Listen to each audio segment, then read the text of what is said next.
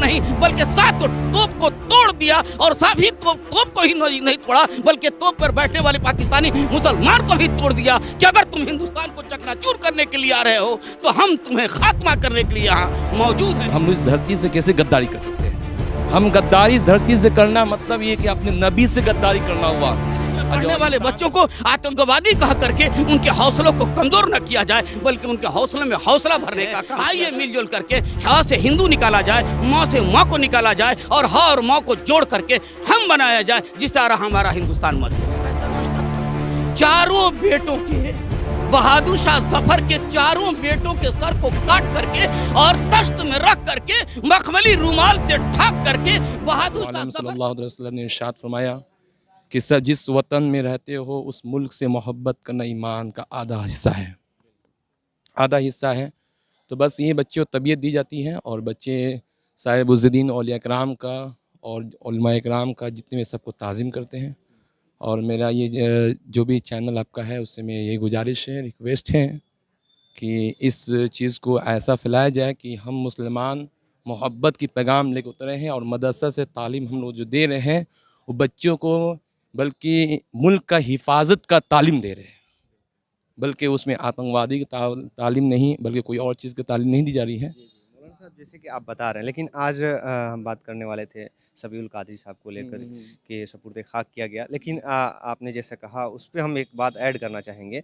जैसे कि जब अभी जो स्थिति चल रही है, कहा जाता है कि मदरसों में इल्म नहीं कुछ और सिखाया जाता है। आप जानते होंगे कि बहुत सारे वाक़यात आ रहे हैं कई जगहों से। अभी यूपी का चुनाव भी हो रहा है, तो उसी बीच कई वाक़या चल रहा है। क्या कहना चाहेंगे? वो तो पॉलिटिक्स की बात है, वो पॉलिटिक्स की बात है। एक्चुअली मैं कहना ये चाहूँगा कि मदरसे में जिसको तबीयत नहीं मिली या जिसको मदरसे से तबीयत नहीं मिली, जिसके मदरसे की हवा नहीं लगा, तो वो मदरसे के हालात के बारे में, उस मदरसा के एजुकेशन के बारे में कैसे जान सकता है? पहली बात है। तो जब तक कोई इंसान एजुकेशन लेता है, पढ़ता है, तब समझ में आता है कि क्या क्वालिटी है। और हमारे इस्लाम में सबसे बड़ा क्वालिटी यही चीज़ है कि मोहब्बत की पैगाम से देना, और मोहब्बत के पैगाम से ही हमारा इस्लाम आज तक यहाँ फैला है। लेकिन कहा जाता है कि मदरसे में आतंकवाद फैलाया जाता है, बच्चों को आतंकी बनाया जाता है, वहाँ पे देश में भड़काने वाली इल्म दिया जाता है। बहुत सारे वाक़यात आते हैं। अगर ऐसा इल्म होता, ऐसी बातचीत होती तो हमारे नबी करीम सल्लल्लाहु अलैहि वसल्लम क्यों फरमाते हैं कि अब जिस वतन में रहते हो, जिस मुल्क में रहते हो, उससे मोहब्बत करना ईमान का वो भी आधा हिस्सा है, वो भी ईमान का हिस्सा है। क्यों फरमाते हैं?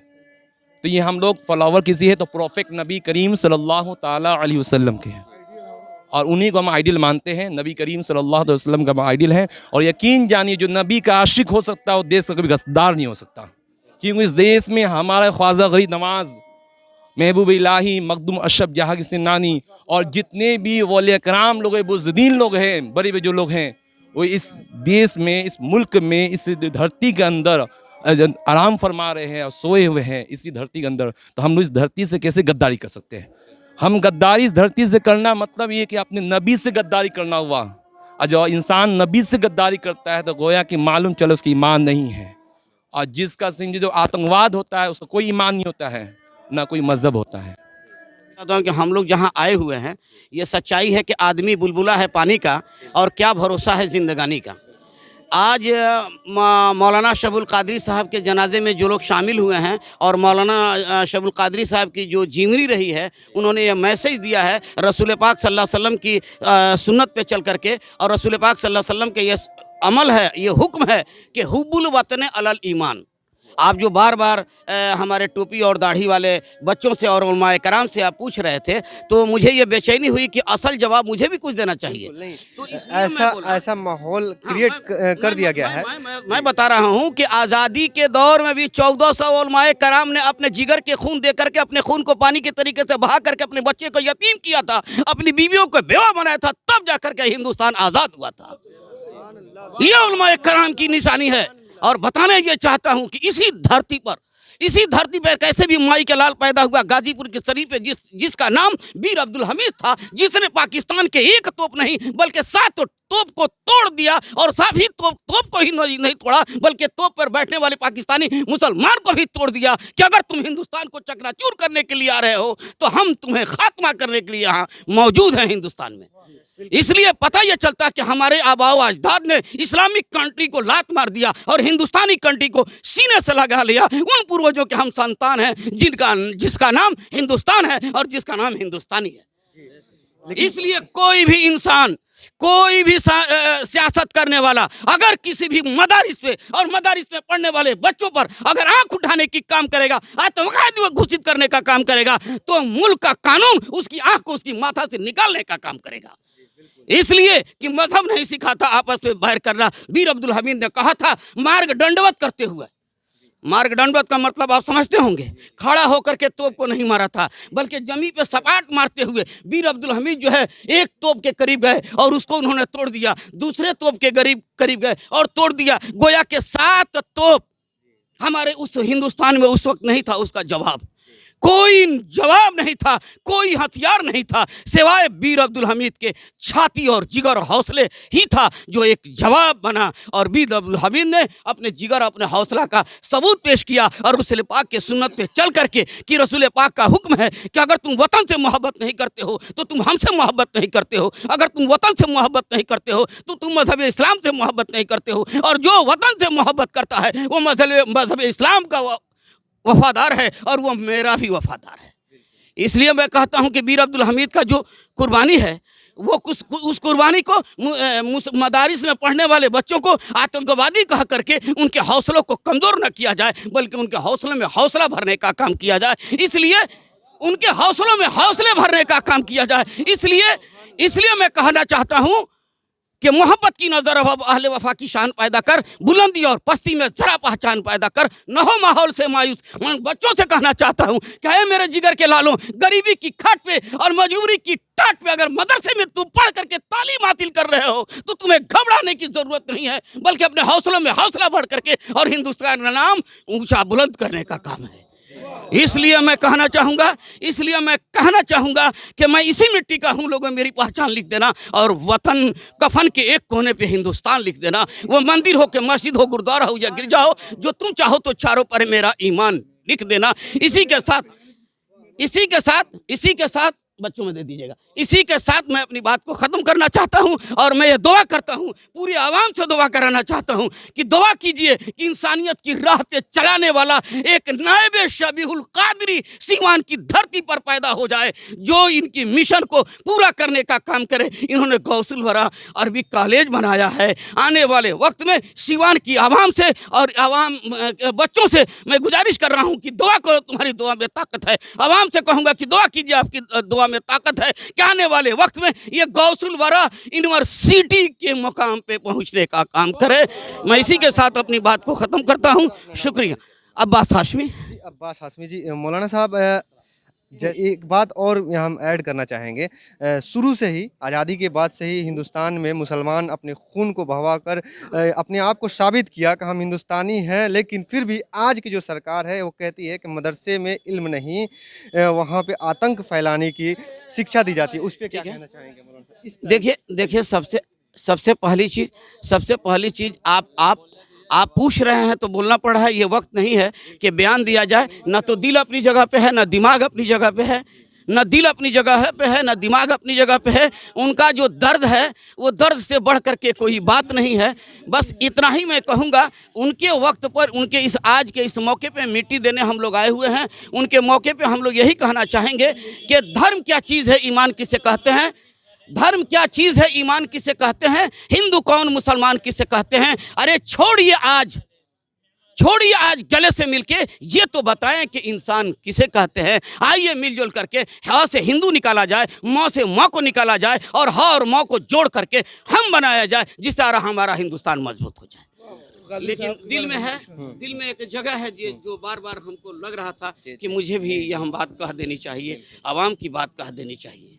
1400 उलमाए कराम जनाब, 1400 उलमाए कराम को फांसी दे दिया गया, अंग्रेजों ने दिया। मैं बताना चाहूंगा इस मैटर से हट करके कि अंग्रेजों ने कहा बहादुर शाह जफर से कि समझौता कर लो। अंग्रेजों ने कहा बहादुर शाह, तारीख बोल रहा हूँ, और ये देश की तारीख बोल रहा हूँ जो पटल पे है, जिससे इनकार नहीं किया जा सकता। बहादुर शाह जफर से अंग्रेजों ने कहा कि समझौता करो, उन्होंने कहा कि समझौता कतई नहीं करूंगा। लास्ट में इनको नाश्ते पे बुलवाया, चारों बेटे आए, चारों बेटों को बुलवाया और आखिर में नाश्ता लगने से पहले कहा कि बहादुर शाह जफर हमसे समझौता कर लो, तुम्हें तख्त ताज दे देंगे, सब कुछ दे देंगे। कहा कि हम देश के साथ गद्दारी नहीं कर सकते। हम वो मुसलमान हैं जिस मुसलमान को मोहम्मद सल्लल्लाहु अलैहि वसल्लम ने फरमाया है कि वतन से मोहब्बत ईमान में शामिल है, इसलिए हम अपने न तो ईमान के साथ गद्दारी कर सकते हैं न अपने हिंदुस्तान के साथ गद्दारी कर सकते हैं। तब जानते हैं जनाब अंग्रेज़ों ने कैसा नाश्ता पेश किया, शायद तारीख में आपने कभी नहीं देखा होगा अपनी ज़िंदगी में। मैं प्रिंट मीडिया के माध्यम से, इलेक्ट्रॉनिक मीडिया के माध्यम से कहना चाहता हूं, जिन जिन लोगों के हाथों में आज ये माइक और ये कैमरा है, उन लोगों ने अपनी माथा की आंखों से नहीं देखा होगा वैसा नाश्ता जैसा नाश्ता बहादुर शाह जफर को पेश किया गया। जानते हैं कैसा नाश्ता था? चारों बेटों के, बहादुर शाह जफर के चारों बेटों के सर को काट करके और तख्त में रख करके मखमली रुमाल से ढक करके बहादुर शाह जफर के सामने पेश किया गया कि यह है वतन से मोहब्बत करने वाले का नाश्ता।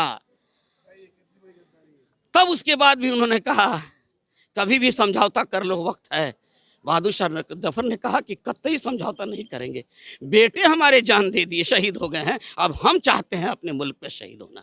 तो बहादुर शाह जफर को अरेस्ट किया और जिंदा खड़ा ही दीवार चलवा दिया। ये तारीख है जिसे इनकार नहीं किया जाता। गर्दन के पास जब दीवार आता है तो बहादुर शाह जफर ने पूछा कि मरने वाले की आखिरी ख्वाहिश तुम्हारे मुल्क में नहीं पूछा जाता? कहा कि मरने वाले की तो ख्वाहिश यही होती है कि बेटी से मिला दो, बेटा से मिला दो, बीवी से मिला दो, भाई से मिला दो, खानदान वालों से मिला दो, ये तुम भी कहोगे? कहा कि नहीं नहीं, वतन की मोहब्बत जिसके ईमान में शामिल हो चुकी है उसको अपने कुंबा और खानदान से मिलने की जरूरत क्या है? कहा कि तब क्या बात है, तो बस मेरा मैसेज मेरे मुल्क तक पहुंचा देना, मैं लिख के दे रहा हूं, मेरे देश तक भिजवा देना। कहा कि लिख के दीजिए, यहाँ से जाने को नहीं ना कहेंगे? कहा नहीं नहीं जाने को कहे। जिंदा दीवार यहाँ तक गर्दन तक चल चुका है, सर बाकी है। बहादुर शाह जफर लिख रहे हैं, जानते हैं क्या लिखा है? मैं PNB न्यूज़ के माध्यम से, आपके माध्यम से, BNP चैनल के माध्यम से, आपके न्यूज़ के माध्यम से, आपके माध्यम से मैं बताना चाहता हूं कि बहादुर शाह जफर ने अपने वतन में जो चिट्ठी भेजा वो 2 लाइन की चिट्ठी थी और उस चिट्ठी पे लिखा था कि कितना है बदनसीब जफर दफन के लिए, कितना है बदनसीब जफर दफन के लिए, और 2 गज जमीन भी न मिली कुएं यार में। ये हमारे मुसलमानों की तारीख है जनाब। हम चुप हैं इसलिए देख रहे हैं कि नफरत फैलाने वाले का किरदार कैसा हो रहा है। हम खामोश हैं, हमारी माथों पे भी आंखें हैं, हमारी जिगर में भी ताकत है, हमारी जबान में भी ताकत है, हम नफरत का जवाब दे सकते हैं। लेकिन नहीं, हम वार सहने के लिए पैदा हुए हैं, वार करने के लिए पैदा नहीं हुए हैं। इमाम हुसैन अलैहिस्सलाम ने यजीदियों से कहा था कि मैं यहाँ जंग करने के लिए नहीं, मैं यहाँ अमन कायम करने के लिए आया हूँ। यही वजह है कि आज हिंदुस्तान में नफरत फैलाने वाले भारी हैं और मोहब्बत करने वालों की तादाद कम है। जिस तरह से शराब पीने वालों की तादाद ज़्यादा है और शराब न पीने वालों की तादाद कम है, उसी तरह से नफरत फैलाने वाले का काम है नफरत फैलाना और मोहब्बत फैलाने वाले का काम है मोहब्बत फैलाना।